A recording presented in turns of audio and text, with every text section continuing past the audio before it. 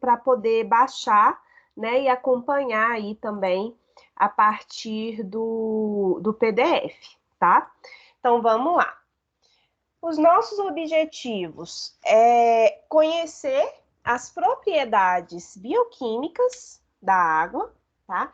Então, nós vamos discutir sobre a questão da química na vida, então vamos falar sobre composição, estrutura e propriedades químicas dessa substância tão importante para o nosso organismo.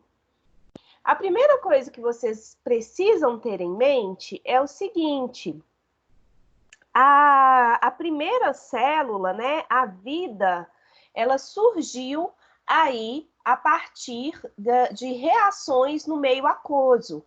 Então, nós vimos, né, que a vida, ela surgiu lá naqueles mares primitivos, naquela sopa primordial, a partir do processo de reações de elementos mais simples que formaram as primeiras substâncias orgânicas.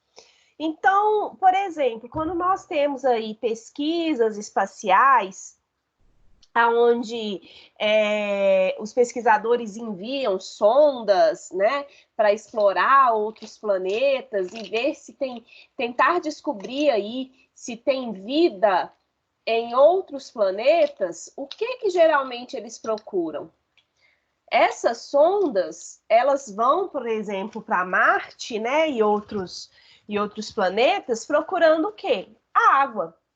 Se tiver água, como foi encontrado em Marte, há um grande indício da ocorrência da vida. Por quê? Nós sabemos que a vida, ela surgiu, né? A origem da vida ocorreu aí na água, e a água é fundamental para a manutenção da vida. As reações metabólicas ocorrem em meio aquoso. Então, olha só, essas reações metabólicas ocorrem, né, na água. Lembrando aí, o que seriam as reações metabólicas? As reações metabólicas nada mais são do que uma série ali de reações químicas que acontecem dentro da célula e estão associadas aqui com a obtenção de energia, tá? Então, para que aquela célula tenha energia, para que aquele organismo consiga sobreviver, é fundamental esta ocorrência aí das reações metabólicas. E essas reações ocorrem geralmente em qual tipo de meio? Em meio aquoso, né? Então, se não tiver água, se aquela célula passar por um déficit de água, o metabolismo dela vai cair, certo? Vai diminuir, e a questão também de obtenção de energia também vai diminuir, o que pode levar a um colapso daquele organismo. Outra coisa importante, olha só, como a água, né? A água, alguns termos aqui que são importantes, só para a gente fazer o link. A água está associada com a vida, né? E as reações metabólicas que ocorrem em meio aquoso é o que possibilita aqui a liberação de energia. Quanto mais ativa a célula, maior o teor de água. Então, um exemplo, né? Nós temos aí as fibras musculares, os músculos. Os nossos músculos estão ali, né? Se você parar para pensar no tecido muscular, olhar ali as células que o compõem, o que nós temos? Essas células, né? Esses fibrócitos, né? Essas células que compõem nosso tecido muscular, elas são muito ativas, elas estão em constante processo de contração e relaxamento, certo? Para possibilitar o quê? Um movimento. Então, são células que têm ali uma atividade muito elevada.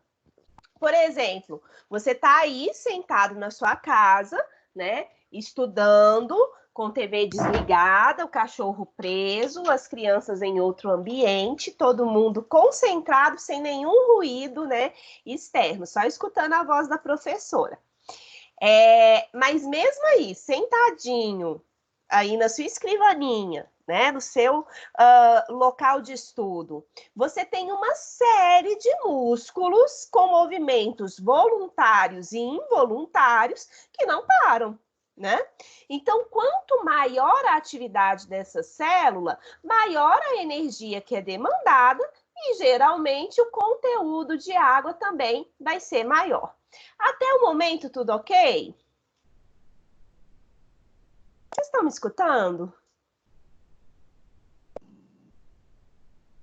Sim. Ai, obrigada. Sim. Nossa, é difícil, gente. Eu ainda estou me acostumando com essa história aqui. Tem hora que eu acho que eu estou falando sozinha. Mas vamos lá. Pessoal, em relação às propriedades químicas da molécula de água, eu vou falar sobre duas propriedades aí, dois parâmetros, né?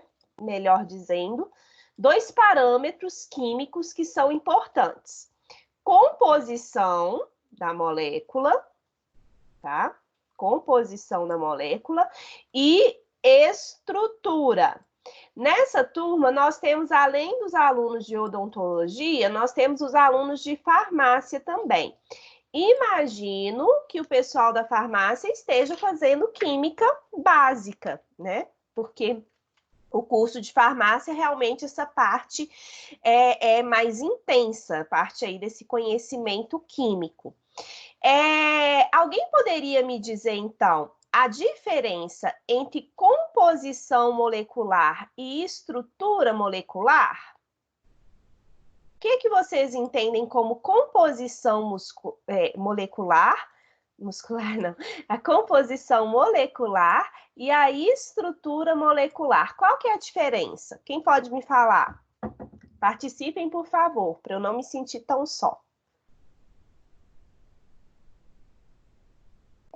Isso, todo mundo querendo falar ao mesmo tempo, né? A gente vai ter que escolher alguém. O que é composição, gente? Imagina. Pega aqui, eu vou pegar aqui um produto que está aqui em alta na minha casa, tá? O álcool. Peguei aqui o álcool. Álcool em gel. Na hora que você olha aqui no rótulo do álcool, tá escrito aqui, ó, composição. Qual que é a composição desse produto? Álcool etílico hidratado, 67, né, NPM, neutralizante, espessante, desnaturalizante, veículo, enfim, são aqueles ingredientes que compõem essa substância, certo? Quando você olha a composição de qualquer produto, questão de alimento, né? Peraí, deixa eu ver qual que é a composição aqui desse biscoito. Será que ele é fit mesmo? Né? Nós, mulheres que às vezes temos uma maior preocupação com isso, direto a gente procura, deixa eu ver a composição, deixa eu ver a quantidade de açúcar, a quantidade de gordura. Composição, então, está associado com os elementos que compõem aquela substância, tá? No caso da molécula de água, qual que é a composição? Nós temos 2 átomos de hidrogênio e 1 átomo de oxigênio. Esta é a composição da água, tá? E estrutura estaria associado com a organização espacial da molécula, tá bom? Então, estrutura estaria associada aqui com a organização. Gente, eu tô aprendendo a escrever com o mouse, olha que maravilha. Organização espacial, anota no seu caderno. Se eu tô com todo esse esforço para anotar aqui no slide, você tem que anotar no seu caderno também, tá? Vamos fazer isso juntos, para o negócio dar certo. Organização, tá? Espacial, organização espacial da molécula, ou seja, como que aqueles átomos se arranjam no espaço.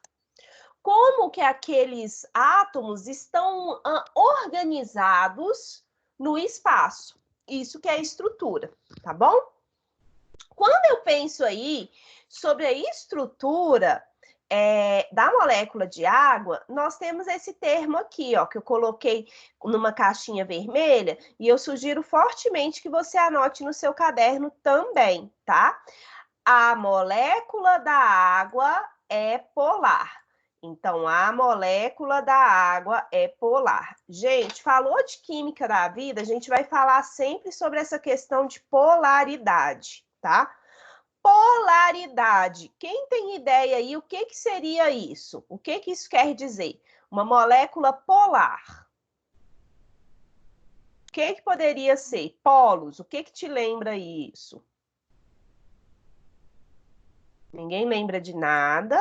Vocês estão tímidos. Positivo e negativo? Exato. Característica da ligação. Isso. E a questão aí que o colega falou sobre o quê? A diferença de polos, positivo e negativo, né? Então, é como se fosse, lembra aí, como se fosse uma pilha, tá? Lembra aí, quando você tem uma pilha, pega aí uma pilha na sua casa e dá uma olhada, né? Você tem um polo positivo, que agora eu não lembro, acho que é esse daqui, um polo positivo e tem um polo negativo, né? E então existe essa diferença entre as cargas, né, daquele produto. A água, então, ela funcionaria mais ou menos desse jeito, certo? Como se fosse aí uma pilha. Tem um polo positivo e um polo negativo, tá? Existe um polo positivo e um polo negativo. Como que isso acontece? A polaridade da molécula, ela está associada com uma distribuição desigual de elétrons. Então, o átomo, ele tem ali na sua composição elétrons, certo? Tem os prótons, nêutrons e elétrons. Esses elétrons, quando eles estão distribuídos de forma desigual naquela molécula, por exemplo, esse lado de cá tem mais elétrons, certo? Do que o lado de lá. Então, esses elétrons, por terem uma carga negativa, conferem uma polaridade a essa molécula. Esse lado aqui, ó, fica negativo, enquanto o lado com menos elétron fica positivo, tá bom? Estão acompanhando até o momento? Alguma dúvida? Não. Não? Beleza. Então tá, então lembra aí. O que é polaridade? Anota no seu caderno. A molécula da água é polar. Aí puxa uma setinha, né? Apresenta distribuição desigual de elétrons, tá bom? Funciona como se fosse uma pilha, com diferença entre os polos. Maravilha? Até aqui. Então, vamos ver aqui nessa imagem como que acontece, tá? Nós temos aqui olha só, nós temos aqui o átomo de oxigênio ligado a 2 átomos de hidrogênio, e durante essas ligações que são realizadas aqui entre os átomos para compor essa molécula, você tem aqui que alguns elétrons, alguns pares de elétrons, eles ficam livres no átomo de oxigênio, porque eles não estão sendo utilizados nessa ligação aqui com o hidrogênio. Com isso, esse átomo aqui de oxigênio, como possui uma maior quantidade de elétrons livres, né? Isso confere uma carga parcialmente negativa a essa porção da molécula. Enquanto do lado aqui dos hidrogênios, nós temos cargas parcialmente positivas, tá? E isso, gente, vai explicar todas as reações, né? Até questão de solubilidade, interação das substâncias com água, isso tudo vai estar associado com essa questão aí da ligação, né? Dessa polaridade, essa diferença de cargas que tem dentro da molécula. Uma propriedade importante, então, imagino que todos já tenham ouvido falar esse termo. A água é um solvente universal. Veja bem, como que acontece essa solubilidade em água, então? Imagina que você tem aqui um becker, tá? Esse becker está aqui preenchido com água. Becker é uma vidraria que nós utilizamos para preparar soluções em laboratório, para misturar, preparar e armazenar soluções em laboratório, tá bom? Eu tenho aqui, então, esse becker, tá? Nele eu coloquei aqui água e sal. Quando eu penso aqui na composição, a composição química do sal, qual que é? NaCl, né? Cloreto de sódio, NaCl. Aqui nessa figura, nós temos em azul o cloro, tá? E nessa cor aqui, tipo um bege, um rosinha, essa cor aqui, que eu não sei definir bem o que é, nós temos o Na, que seria o sódio, tá? O cloro tem uma carga negativa e o sódio, carga positiva, certo? Ou seja, o sal é uma molécula o quê? O sal, né? É composto, é uma substância, perdão, composta por moléculas o quê? Polares, tá? Então tem também a polaridade.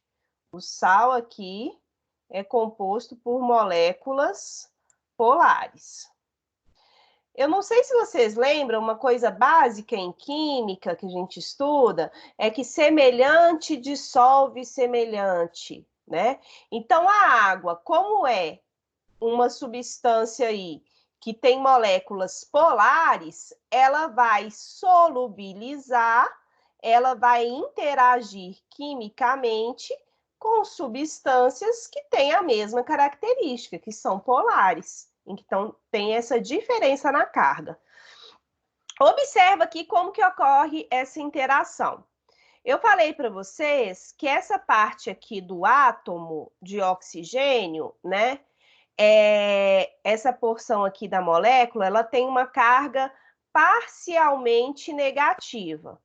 O negativo, né? O polo negativo atrai o positivo, não é assim?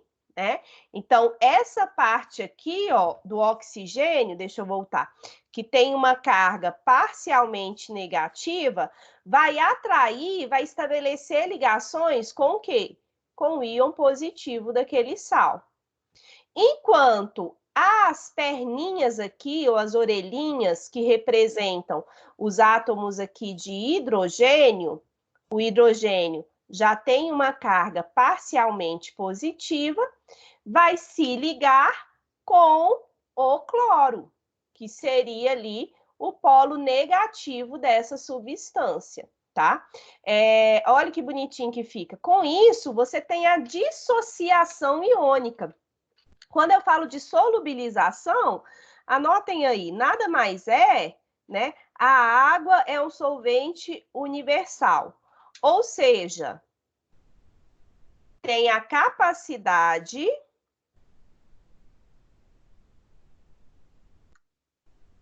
de dissociar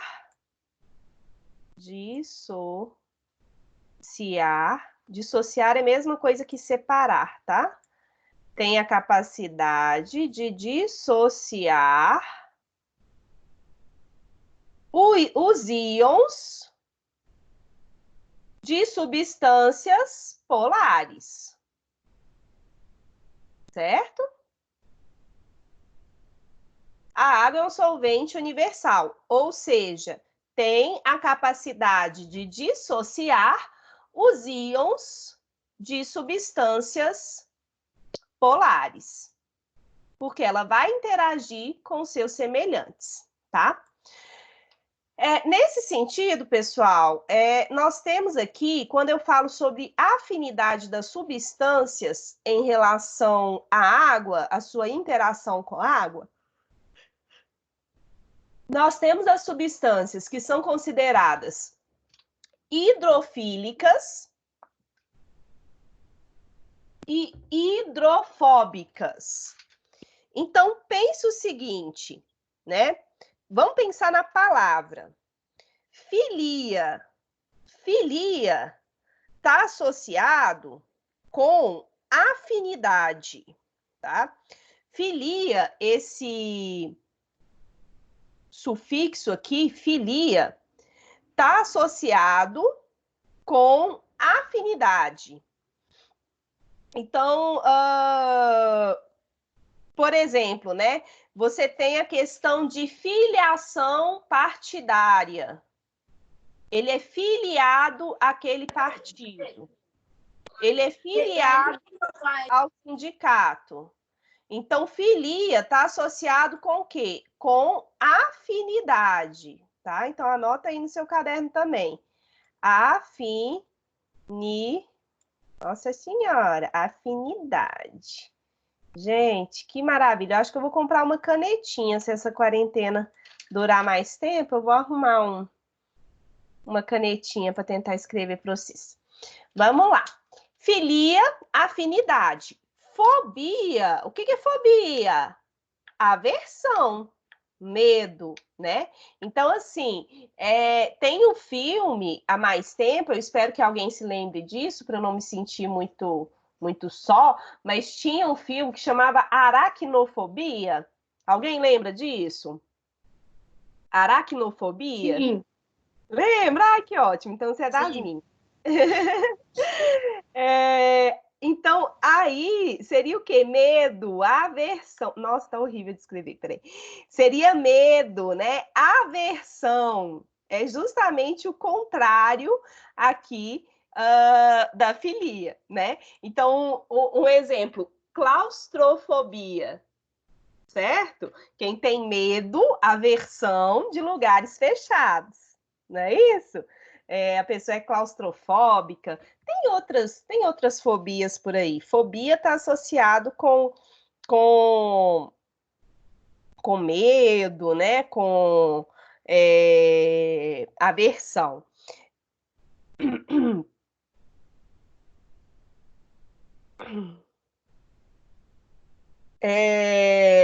Nesse sentido, gente, quando eu coloco aqui a questão de hidrofilia, né, e hidrofobia, essa é aquela substância tem uma afinidade se ela interage ou não com a água, né?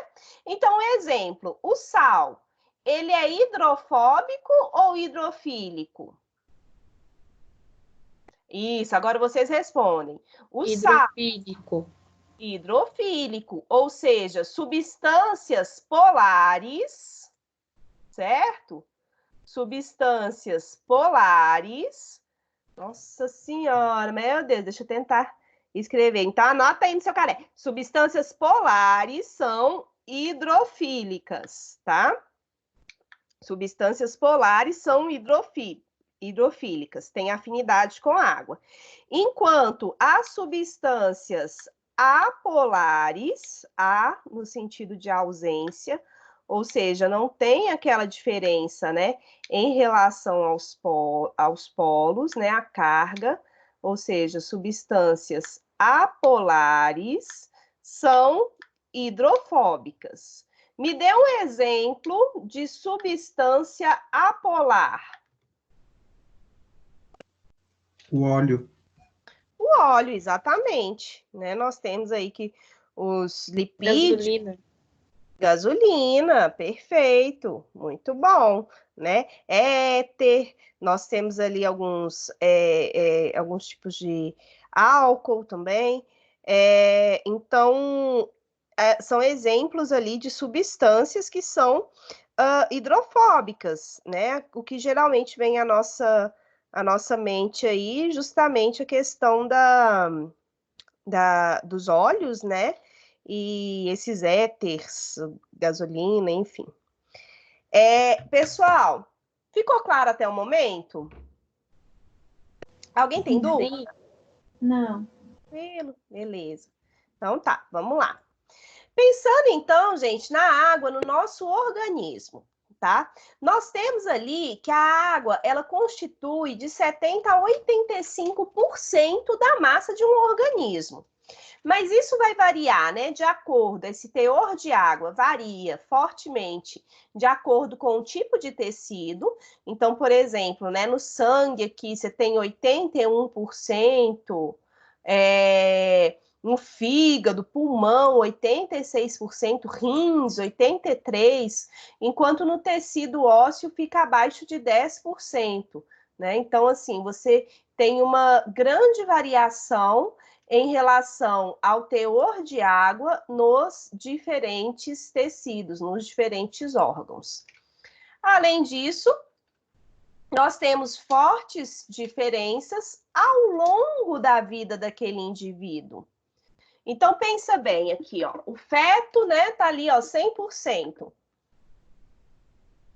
O bebê, 80%. Não é à toa que o bebê é fofinho, rechonchudo, cheio de dobrinha, né? Dá vontade de morder, porque ele é cheio de água, o bebezinho, naquelas bochechas, naquelas perninhas, naquelas dobrinhas, cheio de água, né? Nossa Senhora, minha boca até enche d'água com vontade de morder bebê. Então tá. À medida que a gente vai crescendo, esse percentual de água vai diminuindo no nosso organismo. Até que em idosos, olha só, em idosos, você pode ter aí. Ai, desculpa. Em idosos, você pode ter um percentual de água de 50% naquele organismo. Então, os idosos, naturalmente, eles têm um baixo teor de água, tá? Eles necessitam ali de uma hidratação constante, de uma hidratação contínua, certo?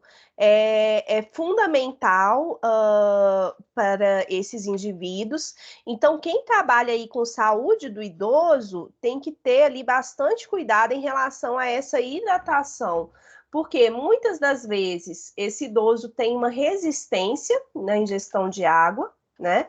Às vezes por questões associadas com incontinência urinária ou até mesmo esquecimento, né? Então, falhas na memória. Então, nutricionistas, por exemplo, né? Ou aqueles que acompanham diretamente ali, qualquer profissional da saúde que estiver lidando com o idoso, tem que sempre lembrar, né, da importância da hidratação durante qualquer tipo de tratamento, né? Então, é uma questão ali fundamental para a manutenção daquele metabolismo. Nayara, Oi. Diga. o idoso tem esse percentual de água mais baixa por questão de menos sangue no corpo, menos sal mineral, oxigênio? Interfere alguma coisa? Na verdade, os seus tecidos têm o menor teor de água, né? Então, tanto que assim, a questão a pele, né? Compara assim, a pele, o músculo, que a gente fala assim, fica todo ressecado, a pele fica bem ressecada, o tecido epitelial. Então, naturalmente, com o envelhecimento do tecido, né? Quando se passa por esse processo de envelhecimento, tem uma perda de água maior, tá? Então, ao longo da nossa vida, isso é uma tendência natural. Você tem uma perda de água nesse ciclo ontogênico, né, ao longo do desenvolvimento do indivíduo. Respondi? Sim, obrigado. Pessoal, olha só. Quando eu penso na distribuição dessa água, nós temos aqui alguns termos que são importantes, e eu vou reforçar esses dois aqui com vocês, ó.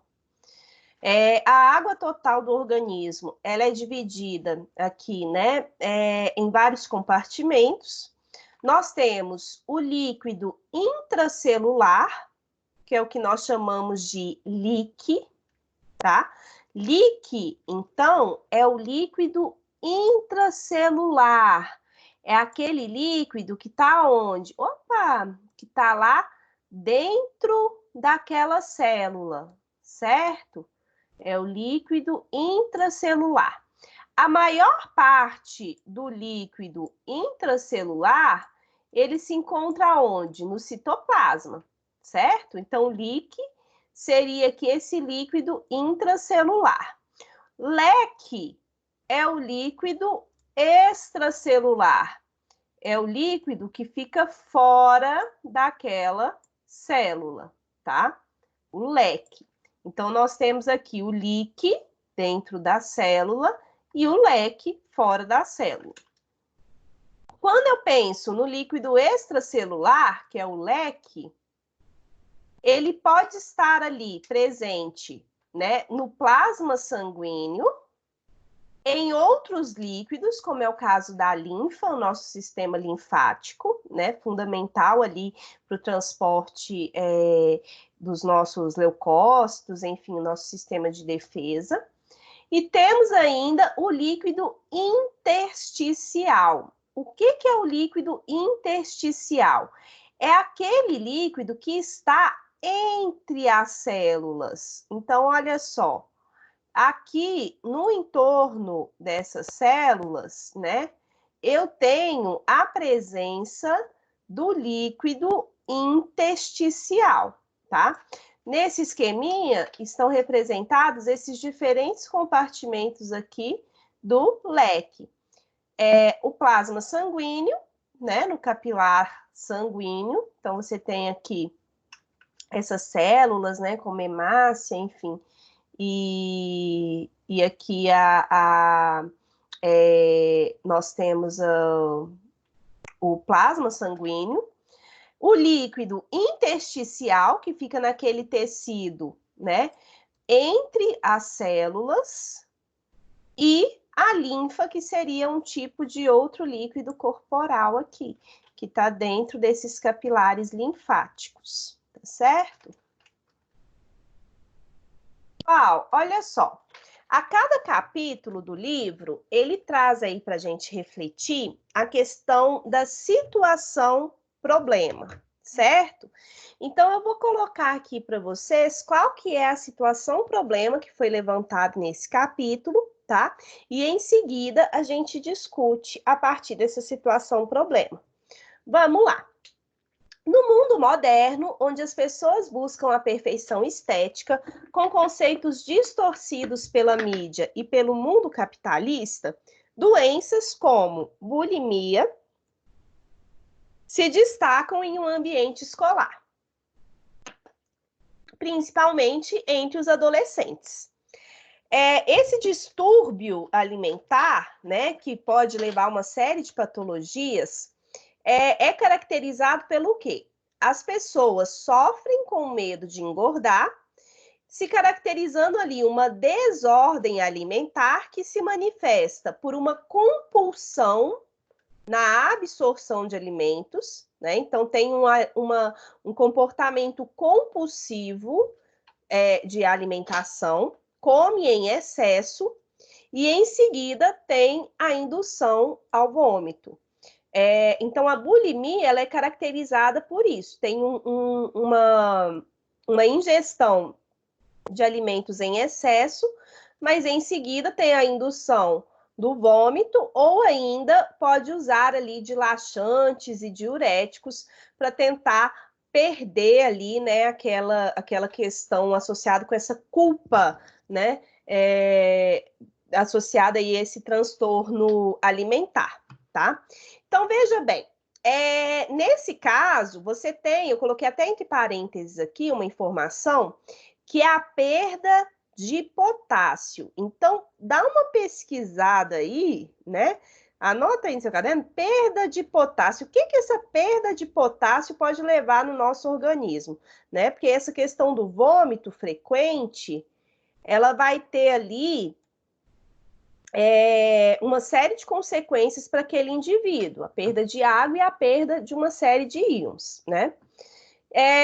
Então, a essa condição associa-se o fato de o indivíduo ainda poder abusar de laxantes e a bulimia pode levar a pessoa à morte. Muitas das vezes, aquela pessoa tem vergonha, né? E os pais e os familiares, as pessoas próximas, não sabem da sua condição. Nesse sentido, né? Quais os impactos sobre o líquido? Lembra que a gente falou sobre a composição ali dos líquidos corporais. Quais seriam os impactos sobre o líquido intersticial e intravascular, né? O plasma sanguíneo associado à bulimia. Eu vou dar para vocês 10 minutinhos, tá? Para vocês 15 minutos para vocês responderem. Vocês podem ampliar a resposta de vocês, começando de uma forma mais genérica, quais são os impactos associados a esse tipo de situação, tá? A esse transtorno alimentar. E em seguida, então, você pode falar de uma forma mais geral e depois focar nessa questão do líquido. O que será que acontece com aquele líquido que está dentro do organismo da pessoa? Tá bom? 15 minutinhos e daqui a pouco a gente discute. 8 horas a gente começa a nossa discussão. A dica, pesquisa aqui sobre essa questão do potássio. Não é à toa que eu coloquei esse potássio aqui, né, em negrito, e aqui eu destaquei na nossa situação problema. O que será? Qual que é a importância do potássio, né? E o que essa diminuição na quantidade de potássio ali no nosso líquido corporal, o que isso pode levar, tá? Anota aí no seu caderno, por favor, que daqui a pouco a gente discute. Alguma dúvida? Não. Beleza, ótimo. Então, daqui a pouquinho a gente discute.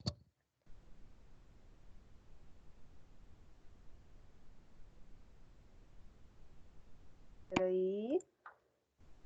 Vamos voltar.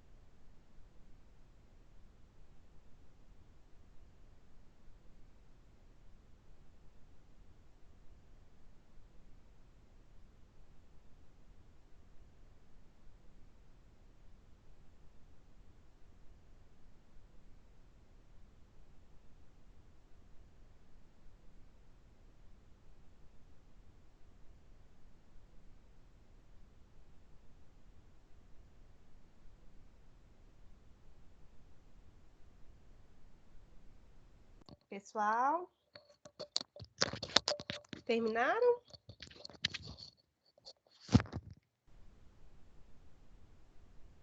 Oi, oi, oi, alguém aí? Terminaram?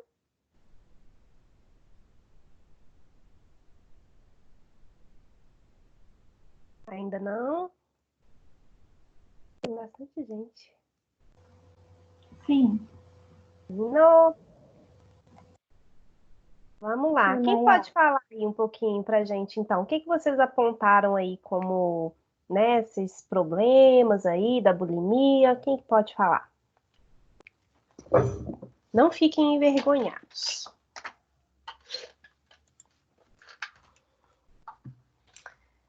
Vamos lá, gente? Vai ficar mais interativo?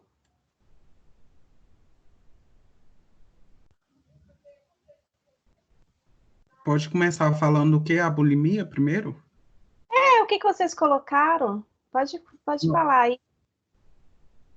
Eu coloquei que a bulimia é uma compulsão alimentar. Compulsão alimentar quer dizer que é comer muito em um período muito, como que eu falo, um pouco período de tempo. Aham. E a pessoa que sofre essa doença, ela come muito e depois se sente culpada por isso, que é onde que ela vai efetuar o ato de vômito, Uhum. tentar colocar para fora aquilo que ela comeu. E ela perde potássio, que o potássio é muito importante para a função cardíaca, perdão, e para o desempenho, a função de contração muscular também esquelética. Exatamente, olha, muito bom. Então, vocês lembram de quando vocês estudaram bomba de sódio e potássio, né? A bomba de sódio e potássio, não sei se vocês lembram disso, depois a gente vai falar sobre isso na unidade 3.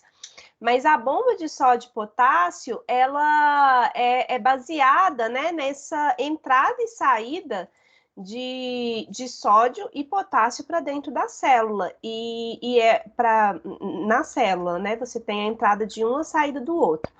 E isso é importantíssimo porque possibilita, por exemplo, o nosso batimento cardíaco. Então vamos lá, vamos pensar.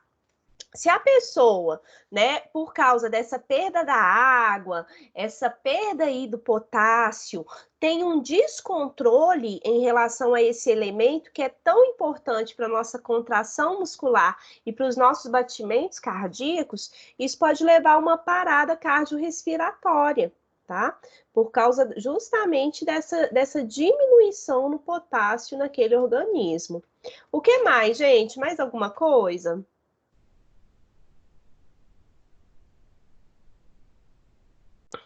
Desidratação, né? A perda de água. Vamos pensar, a pessoa está vomitando com frequência, tendo ali sessões. Tem casos que a cada refeição a pessoa induz o vômito, ou seja, né, chega a vomitar 5, 6 vezes por dia. Isso daí causa uma série de problemas. Imagina, a questão do suco gástrico, ele é altamente ácido, pode levar a lesões, né? Câncer, lesões ali na região aqui, né? Da laringe, na própria boca. Em relação aos dentes, pessoal da odonto, imagina ela está expondo ali, né, com frequência, substâncias ácidas. Então, assim, você tem todo um processo de desmineralização, né, um enfraquecimento, perde essa proteção dos dentes. Então, assim, os problemas são inúmeros, né? A gente pode ficar aqui uns 3 dias só falando aí desses problemas associados à bulimia. Mas aqui eu vou pontuar alguns mais associados a essa questão do líquido, tá? E aí eu queria que vocês estivessem atentos em relação a isso. Mas alguém quer comentar, gente? Quer falar a resposta? Colocou algo diferente? Eu achei aqui que a baixa concentração de potássio no sangue pode causar arritmia cardíaca. Isso, né? Tá associado com esse descompasso ali no controle dos batimentos cardíacos. Muito bom. O que mais? Mais alguém? Mais uma pessoa aí para eu escutar a vozinha, não me sentir tão só. Tô carente. Eu coloquei aqui que o potássio, ele é um eletrólito que é fundamental para o funcionamento adequado das células nervosas e dos músculos. Perfeito, perfeito. Ele é um eletrólito, né? Então funciona, como a gente estava falando, aquela questão da polaridade, né? Como se fosse ali realmente um componente ali com uma carga que é fundamental para os impulsos nervosos. Quando eu tenho a transmissão, deixa eu fazer tentar fazer um desenho aqui, ó, de um neurônio, né? Eu tenho aqui o neurônio com seu axônio, né? A bainha aqui de mielina, mais ou menos assim. Esse processo de transmissão dos impulsos nervosos, ele se dá por uma corrente ali, né? Uma transmissão de elétrons. Então, são os elétrons que vão passando aqui. E aí, no caso, esse potássio, ele pode atuar ali com um eletrólito, né? Para possibilitar essa transmissão aí dos impulsos nervosos, tá? Essa corrente aqui, ó. Essa transmissão dos impulsos nervosos. Muito bom. Vamos lá. Então, só para complementar aqui as respostas que vocês deram, em relação a esses distúrbios orgânicos, nós temos a questão da desidratação, tá? Desidratação, então, a perda de água, né? Por essa indução do vômito, uso de laxantes, etc. E leva a um quadro, essa perda aí desses eletrólitos, a perda desses íons, leva a um quadro que nós chamamos de hipocalemia. Hipocalemia secundária, tá? Então, esse termo aqui, ó, hipocalemia, é quando você tem uma diminuição da concentração de potássio no sangue, certo? Que é justamente aquilo que a gente estava falando anteriormente, que pode causar problemas na transmissão dos impulsos nervosos, na contração muscular e uma arritmia cardíaca. O que acontece? Outra coisa, pensando aqui em relação à água, outra coisa em relação ao líquido, né? Outra coisa importante quando eu falo desse quadro de hipocalemia é o seguinte: quando eu tenho uma diminuição desse potássio no sangue, isso leva a um aumento na quantidade de bicarbonato presente aqui no nosso plasma, tá? Então, ele atua aqui como se fosse de forma antagônica, né? Enquanto tem uma diminuição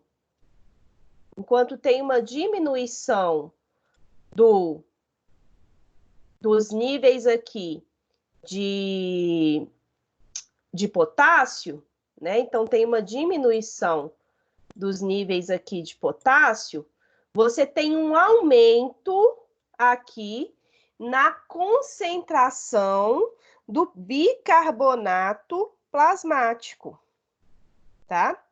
Esse bicarbonato, gente, ele é importantíssimo para poder manter a questão do pH, para fazer um controle do pH sanguíneo, tá? Então, vamos lá, nós temos essa questão do bicarbonato plasmático, tá? Esse bicarbonato aqui, ele vai estar mais elevado, associado ao quadro aí de hipocalemia, né? E com isso, ele faz o que com o pH? Ele aumenta o pH sanguíneo, tá? Torna aquele sangue mais alcalino, tá? Aumenta a alcalinidade dos fluidos corporais, inclusive aqui do alcalinidade do plasma sanguíneo, tá? Então, gente, o que que nós temos? Vamos lá. Aumentar a alcalinidade do plasma sanguíneo, tá? A desidratação, tá tudo interligado, ó, que é uma diminuição na quantidade de água, leva a uma perda intensa de potássio, o que aumenta a quantidade de bicarbonato no plasma, e esse bicarbonato vai aumentar a alcalinidade, né? Levar um quadro aqui que nós chamamos de alcalose metabólica. O que é a alcalose metabólica? Acompanha comigo. A alcalose metabólica é um tipo de distúrbio associado a um aumento desse pH dos fluidos corporais. Então, veja bem, o nosso plasma sanguíneo, ele fica ali naquela faixa de neutralidade, de 7,38 até 7,42. E isso é importantíssimo para manter a homeostase do nosso organismo, tá? O bicarbonato, naturalmente, ele aumenta o pH. Então, lembra o seguinte, por exemplo, você está sentindo uma queimação no estômago, né? Comeu muito, está sentindo uma queimação, um mal-estar, sentindo aquela acidez, né? Aquela sensação de azia. O que que você faz para tentar equilibrar esse pH? Olha só, se está muito ácido, você toma, por exemplo, bicarbonato de sódio, certo? Para tentar equilibrar o pH ali do suco gástrico, né? Para elevar esse pH, que no seu caso estava muito ácido, certo? Então, seria aqui como se fosse um mecanismo aqui em cadeia para compensar, só que o que acontece? Esse desbalanço leva a um aumento do pH sanguíneo. Vocês estão acompanhando, gente? Tá dando para pegar? Sim. Ah, beleza. Sim. Beleza. Então tá. Então, deixa eu só ver que alguém mandou mensagem. Tá.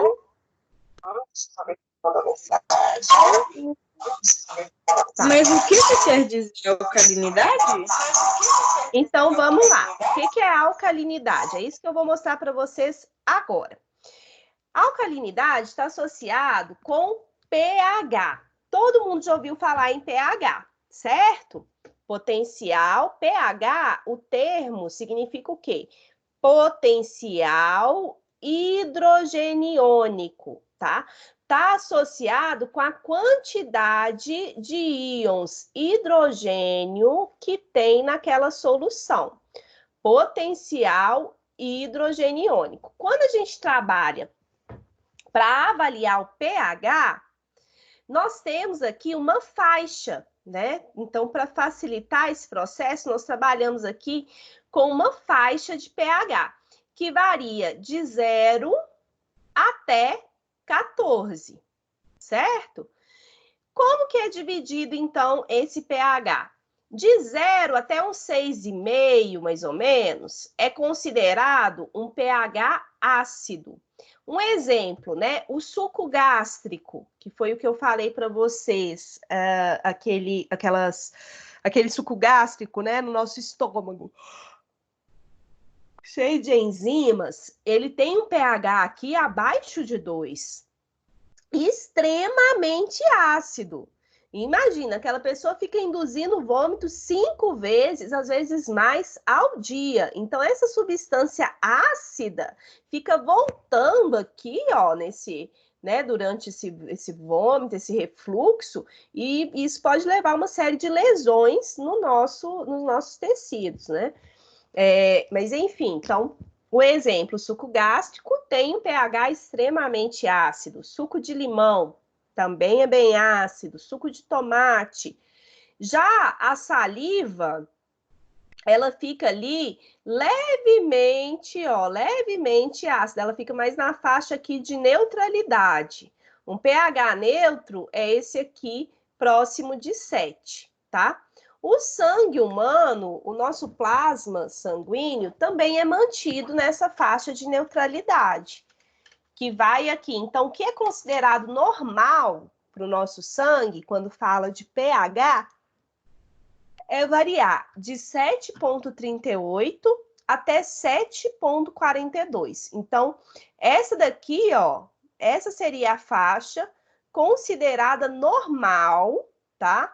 Para o plasma sanguíneo. Acima dessa faixa ou abaixo, a gente já tem um tipo de distúrbio, tá? Alterou o pH do sangue, aí começa a ter uma série de efeitos para as células, mas eu vou falar sobre isso daqui a pouquinho. Vamos lá, voltando à escala de pH, de 0 até uns 6,5 mais ou menos, ácido, né? 7, neutro. Acima de 7, né, até 14, seria aquele pH básico. O outro nome que nós utilizamos é o quê? Alcalino. Então, pH básico é a mesma coisa, tá? É a mesma coisa de você falar, só que a gente utiliza geralmente o termo, o quê? Alcalino. Tá? Aumentou a alcalinidade. É alcalino, é um pH mais básico. Alcalino. Tá bom? Respondi sua dúvida. O que era alcalinidade? Então, é um pH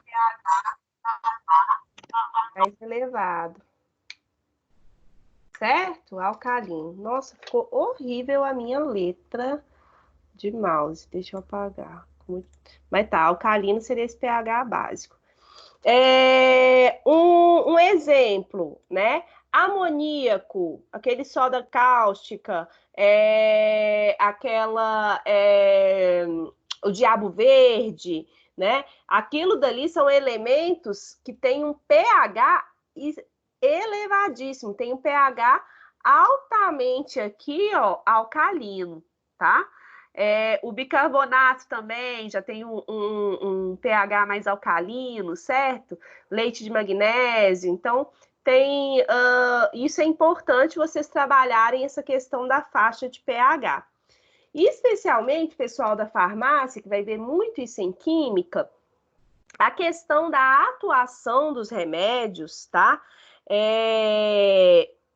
Em relação às suas propriedades, ativação de determinadas propriedades, isso daí tem que ser muito bem ajustado de acordo com o pH ali do local de atuação, tá? Então, por exemplo, se ele vai ter uma atuação e ele vai passar ali pelo suco gástrico, tem que ter uma resistência, né? Uma camada ali protetora para o medicamento não ser degradado pelo suco gástrico e conseguir atuar em um pH mais alcalino do intestino, por exemplo, né? Então, o pessoal da farmácia vai estudar bastante essa questão aí da influência do pH na formulação de fármacos. Olha só, quando eu falo em potencial hidrogeniônico, está associado com o quê? Hidrogênio, tá? Então, pH nada mais é do que a quantidade de hidrogênio que você tem naquela solução aquosa, tá? Então, imagine aqui a seguinte situação.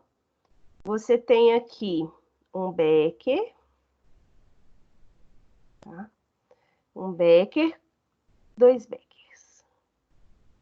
com duas soluções diferentes, certo?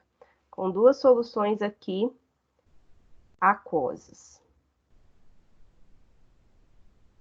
O que acontece? Esse primeiro becker aqui, essa solução aquosa, ela apresenta uma alta concentração de íons de hidrogênio, tá? Que seria esse íons aqui H+. Então, tem uma grande quantidade de hidrogênio livre. Pensando aqui de uma forma bem simplista, tá? Tem uma grande quantidade aqui de hidrogênio livre. Enquanto esse outro aqui tem pouco. Se ele tem pouco hidrogênio livre, vai ter muito OH. Mas tá, vamos colocar aqui, ó. O que eu poderia falar sobre o pH dessas diferentes soluções? Veja bem, quando eu tenho uma alta concentração de hidrogênio, eu tenho uma solução mais ácida, certo? Eu tenho uma solução mais ácida, aumenta a acidez daquela solução. Por quê? O potencial hidrogênio está associado com a concentração de íons H+ naquela solução, tá? Nesse outro caso aqui, como eu tenho pouco hidrogênio livre, eu teria mais OH, eu tenho uma solução com uma característica o quê? Alcalina.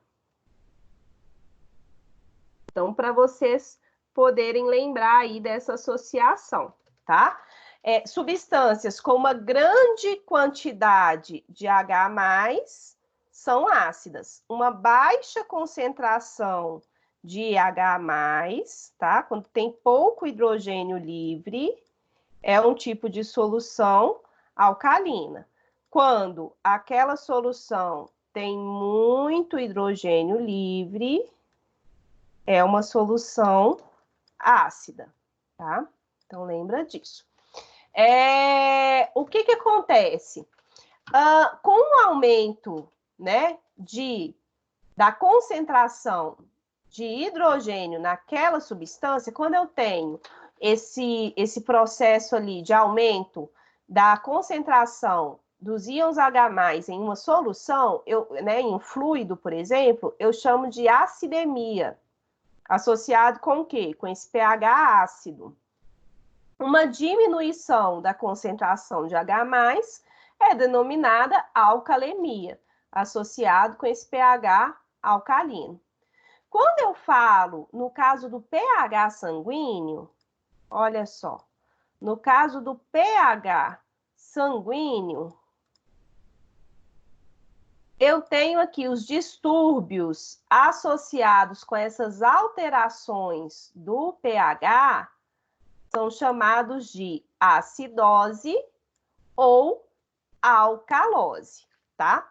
No caso da acidose, nós podemos, que o sangue fica mais ácido, nós temos algumas questões. Por exemplo, o uso abusivo de álcool. O uso abusivo de álcool pode levar a um desbalanço nesses eletrólitos e levar a uma acidificação do sangue. Outro exemplo, pessoa que tem diabetes e aí entra num processo de cetose, né, que vocês vão estudar aí em bioquímica. Essa questão da cetose, ela libera ali uma série de ácidos também que pode levar a um processo de acidose. A própria questão da contração muscular, olha só, quando a gente tem ali, tá fazendo uma atividade física, né? Você tem a liberação de ácido lático. Em condições normais, o seu sangue consegue equilibrar isso. Ele tem substâncias que fazem esse equilíbrio, como é o caso do bicarbonato, que faz esse tipo de equilíbrio aí em relação a alterações no pH, tá? Mas uma pessoa que tem algum tipo de problemas, né, pode ser por diabetes, consumo de álcool, ou até esse caso aí do vômito, terapias diuréticas, que tem um desbalanço nesses eletrólitos, pode entrar num quadro de acidose, associado ali com aquela liberação de ácido lático dos músculos. Então, tem uma série de possibilidades ali, né? Esses ácidos, essas bases, elas são produzidas naturalmente pelo nosso organismo. Mas o que é importante vocês terem em mente é o seguinte, o nosso organismo, ele tem ali o que nós chamamos de tampões. Vou até escrever isso, ó. Nós temos soluções que são chamadas de soluções tampões, tá? E essa solução tampão, como é o caso no nosso plasma sanguíneo, por exemplo, que tem uma série de substâncias, faz o quê? O tampão, ele evita essa alteração muito drástica de pH, tá? Então, o tampão, ele vai funcionar ali associado com aquele... Nossa, deixa eu tentar escrever mais bonito aqui. Está associado com aquela questão do equilíbrio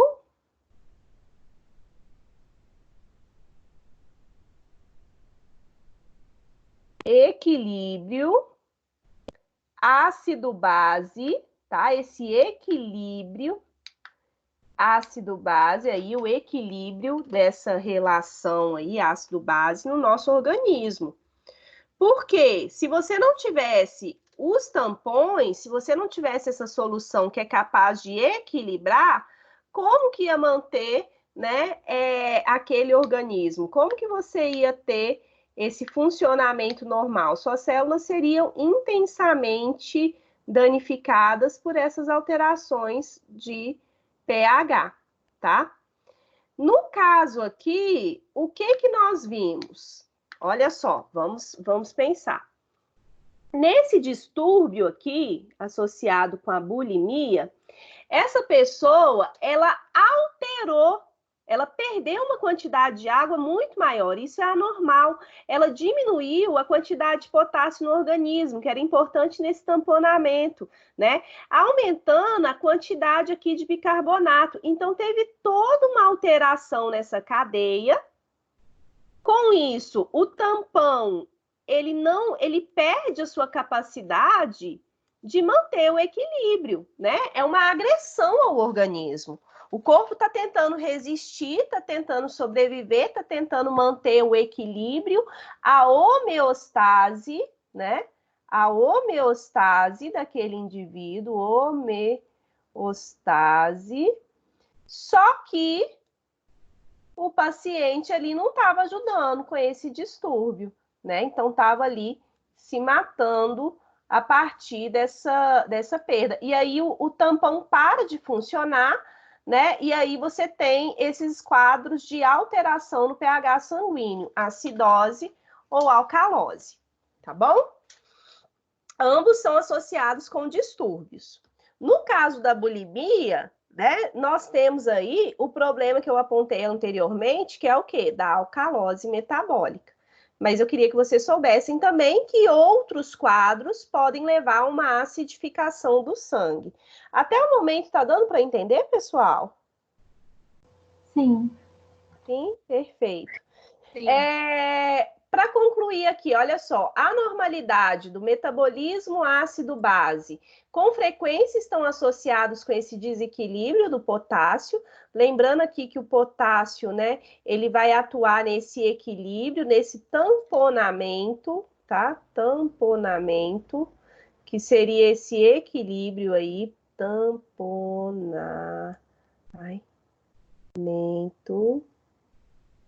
esse tamponamento, que seria esse equilíbrio, certo?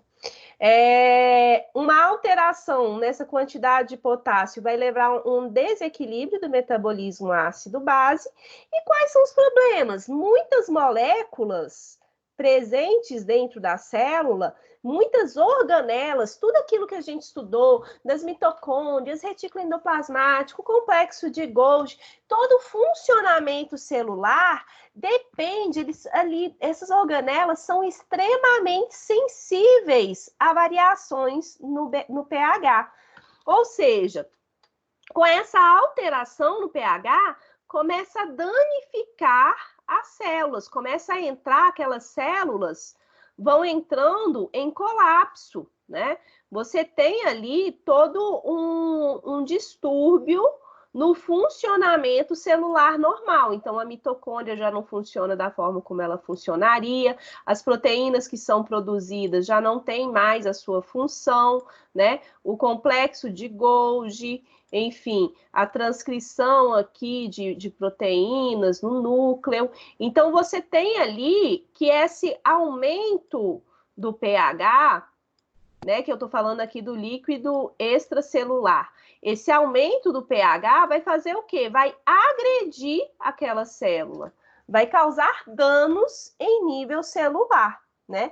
E uma vez que você tem problemas no funcionamento celular, isso pode levar a danos, né, naquele tecido.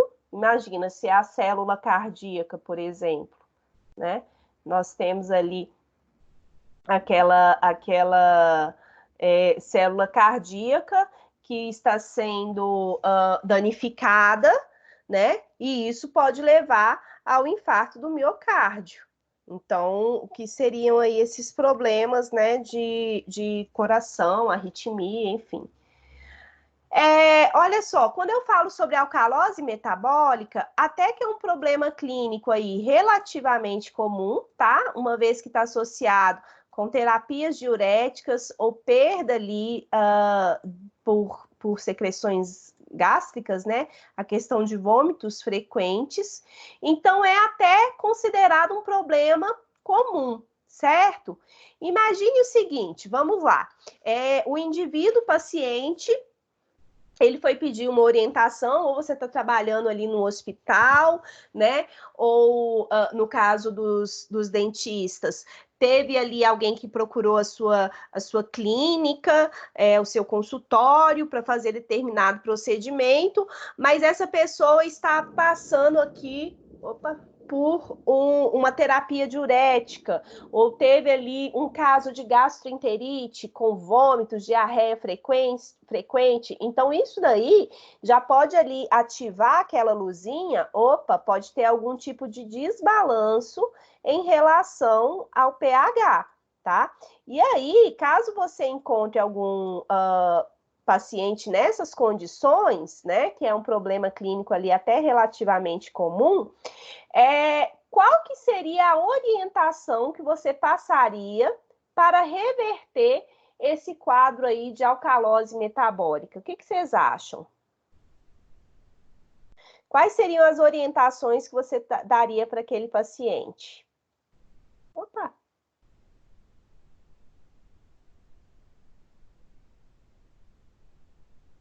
O que você acha, gente? Vai, chuta! O que você acha? O que seria orientado para aquele paciente?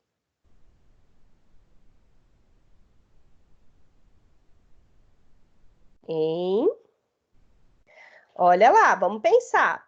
Se essa alcalose está associada, né, com esse desequilíbrio ácido-base, no caso da alcalose metabólica, associada aí a uma perda, né, uma diminuição ali na quantidade de água, não é isso? Uma desidratação e a perda de íons, especialmente aí a questão de potássio. Então, qual que seria a recomendação? Repor esses fluidos, né? A reposição desses fluidos. A partir do quê? O que poderia ser aplicado nesse caso? Para repor aí, né? Vai beber água, vai tomar ali outras coisas, mas no ambiente hospitalar. Qual que seria o tipo de tratamento para esse indivíduo? Soro? Exatamente. Exatamente. Aplicação de soro de forma intravenosa, né? Que aí você tem esse restabelecimento dos íons, né? Você tem esse soro intravenoso, então esse soro ali vai ter uma série, né, de níveis adequados de íons para conseguir repor a estabilidade daquele indivíduo. E aí o próprio organismo consegue se restabelecer. Então, veja bem, uma medida simples, né? No caso, tanto para acidose também, tá? No caso do sangue ter algum tipo de desbalanço, ficar mais ácido, essa reposição aqui de íons a partir da aplicação do soro pode contribuir, né? Além, é claro, de avaliar aquelas causas. Nesse caso da solução problema, era um distúrbio alimentar. Então, além dessa reposição do soro, desse acompanhamento com nutricionistas, para repor uma série de vitaminas, uma série de nutrientes, nessa suplementação da dieta, é fundamental o acompanhamento psicológico, né? Então, seria aquela equipe multidisciplinar que vai atuar ali com aquele indivíduo. Pessoal, deu para acompanhar? Sim. Sim? Sim? Tranquilo? Tranquilinho? Gente, olha só, eu coloquei aqui para vocês, deixa eu mostrar. Essa parte aqui de água, ela é mais tranquilinha, tá? Lá no livro didático de vocês, eles focam muito, deixa eu abrir aqui o meu portal, eles focam muito na questão de cálculo de pKa, tá? Para esse nível, para nossa matéria, eu não vou entrar muito nisso, porque o nosso objetivo aqui é justamente trabalhar essa aplicabilidade para o meio celular. Então, o pessoal da farmácia vai estudar isso mais a fundo na química, né? Que é realmente para vocês terem uma aplicabilidade maior, mas ao longo das químicas vocês vão aprender a fazer esses cálculos. Mas neste momento eu não vou cobrar cálculo de vocês, não, tá bom? O que eu quero é que vocês entendam os conceitos.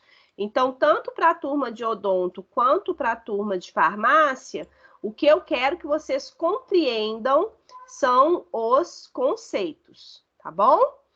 Gente, olha só, eu coloquei para vocês uma atividade avaliativa e agora no segundo horário eu gostaria que vocês dedicassem esse tempo para realizar essa atividade, tá? Vocês estão vendo o meu AVA? Tá dando para ver a imagem do meu AVA? Sim. Sim. Perfeito. Então, vamos lá. Vocês vão vir aqui, ó, na unidade 2, anota aí no seu caderno. Unidade 2, seção 4. Unidade 2, seção 4. Você vai clicar aqui e vai aparecer no pós-aula essa atividade aqui, que eu chamei de parcial. Por que ela é chamada de parcial? É como se fosse uma preparação para a nossa prova. Lembrando que nossas provas até o momento estão suspensas, certo? E aí depois eu vou repassar para vocês como que vai funcionar isso. Mas vamos lá. Na atividade parcial, você entra aqui, ó.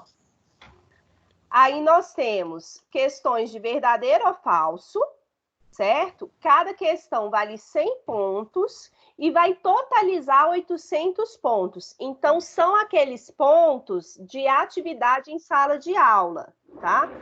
Eu coloquei...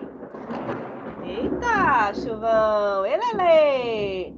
Eu coloquei aqui para vocês 2 tentativas. Então, o que é o ideal? Que hoje, né, você faça aí essa daqui, responda esse questionário, vê o que você errou, que aí você consegue ver, ter esse retorno, fazer a revisão, tá? Então, vamos supor que, ó, vou colocar continuar da última prévia. Olha só. Aí tem uma série de questões, tá vendo? Todo vírus animal sobre a nossa matéria anterior, tá?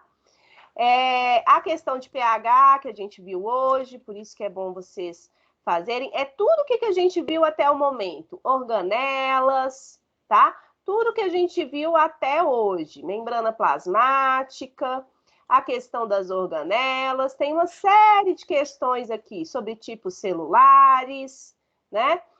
Célula procariótica e a questão da... todas essas questões que vocês viram, todo esse conteúdo que vocês viram até a aula de hoje, né, estão aí nesse questionário, não tem nada além disso. Então, vocês têm total condição de responder essas questões, tá? Responde com calma, bonitinho.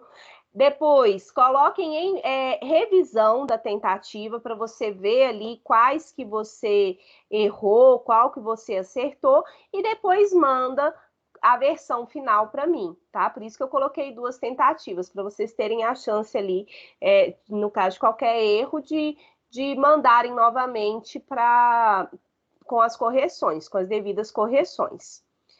Alguma dúvida? Belezinha? Oi. Você pode repetir para mim onde que se encontra o líquido extracelular? Que eu não peguei em todos os lugares. É no plasma? Ah, sim, a questão do leque, do líquido extracelular. Deixa eu projetar aqui para você. Peraí, que fica mais fácil. Aqui, ó.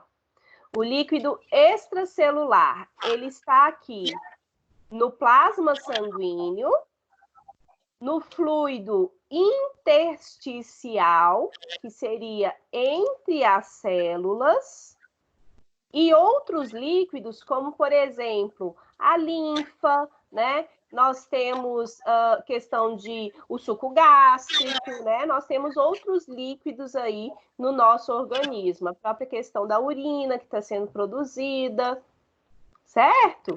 Então, plasma, deixa eu voltar ali naquela parte. Aqui, ó.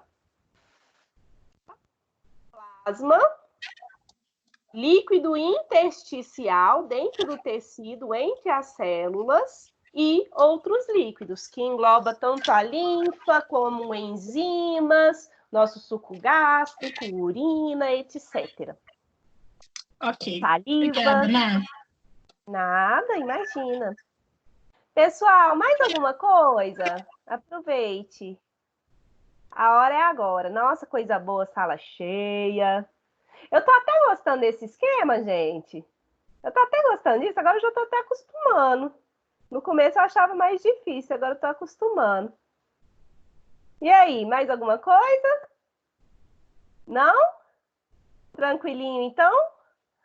Beleza, meus amores. Então, vai lá no aba de vocês, unidade 2, sessão 4, responda as questões, tá? Tudo bonitinho, que aí depois eu vou lançar essa nota para vocês, certo? Semana que vem a gente não tem aula. Né? Não tem aula porque é sexta-feira da paixão, é feriado, né? Semana que vem, nossa, a gente até esquece, né? Nessa quarentena a gente até esquece. Eu, por exemplo, estava confundindo a data da Semana Santa. Mas na semana que vem, então, quinta e sexta não tem aula, tá bom? Por causa da Semana Santa, é o feriado. Mas na outra semana nós voltamos no mesmo bate-horário, no mesmo bate-local, no mesmo link para continuar aí as nossas aulas, tá? E eu vou trabalhar com vocês a parte de proteínas, certinho? Maravilha, amores? Maravilha, professora! Vai, fala isso. Beleza. Ótimo. Você tá colocando as aulas no YouTube? Oi?